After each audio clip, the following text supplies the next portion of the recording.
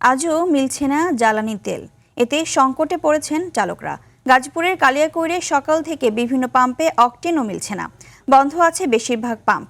সিন্ডিকেটের কারণে তেল পাচ্ছেন না বলে অভিযোগ চালকদের। এদিকে সিলেটে পেট্রোল পাম্পে হামলার প্রতিবাদে মালিক সমিতির ডাকের ধর্মঘট চলছে। 2 দফা দাবিতে আজ বেলা 2টা পর্যন্ত আলটিমেটাম দিয়েছে তারা। এতে দুর্ভোগ চরমে উঠেছে গ্রাহকদের।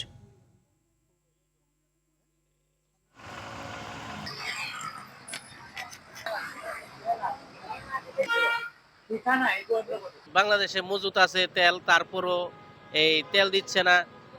হ্যাঁ, এরা অথজা মানুষকে হয়রানি করছে। সরকার ঘোষণা দিচ্ছে তেল মজুদ আছে, আমরা তেল পাচ্ছি না, যে গাড়ি নিয়ে বসে আছি। তাহলে সরকারের কথার সাথে এই কথা তো মিললো না। পাম্পে আসলে দেখি পাম্প বন্ধ থাকে, পাম্পের মিটার বন্ধ, পাম্পে তেল দিচ্ছে না। এটা কারণটা কি আসলে বলতে পারি না আমরা। দর্শক, এ বিষয়ে আরো জানাতে গাজীপুরের কালিয়াকৈর থেকে সরাসরি যোগ দিচ্ছেন সহকর্মী কামাল হোসেন বিপ্লব।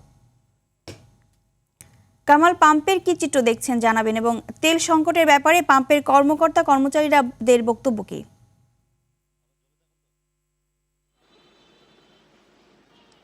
জি ইভা, আপনি জানেন যে বেশ কয়েকদিন কিন্তু জ্বালানি তেলের ব্যাপক সংকট রয়েছে। সেই সংকটে গাজীপুরের কালিয়াকৈরে কিন্তু যে পাম্পগুলো রয়েছে সেগুলো কিন্তু ব্যাপক সংকট এবং বন্ধ করে দিয়েছে একরকম।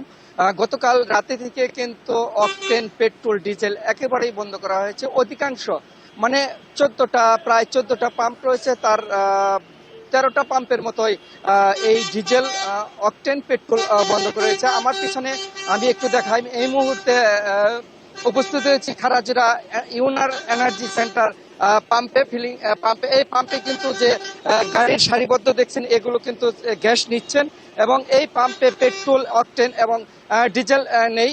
সংকটে পড়েছে চালকরা।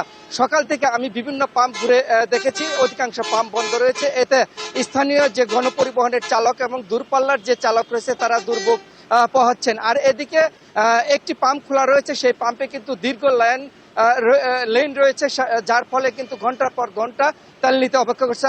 আপনাকে একটু জানাই যে গতকালকে কিন্তু একটি স্থানীয় প্রশাসন একটি পাম্পে অভিযান চালিয়েছে। সেই পাম্পে মজুত করা হয়েছিল তেল। সেই মজুত করা পাম্পটিকে কিন্তু প্রথম নির্দেশনা দেওয়ার পরে খুলে দেওয়া হয়েছে, যার ফলে কিন্তু একটি পাম্পেই তেল দিচ্ছে।